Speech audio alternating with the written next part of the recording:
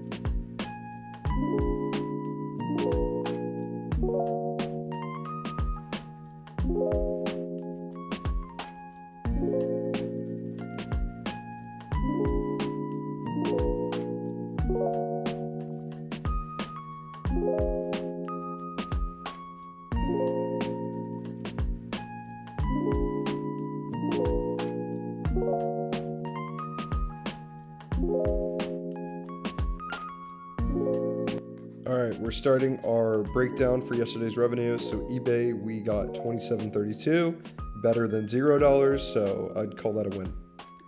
All right, so yesterday's revenue for Amazon ended up being $410. So, this is kind of what we're averaging now for now until we get the mug boats in and all that stuff. So we'll take it.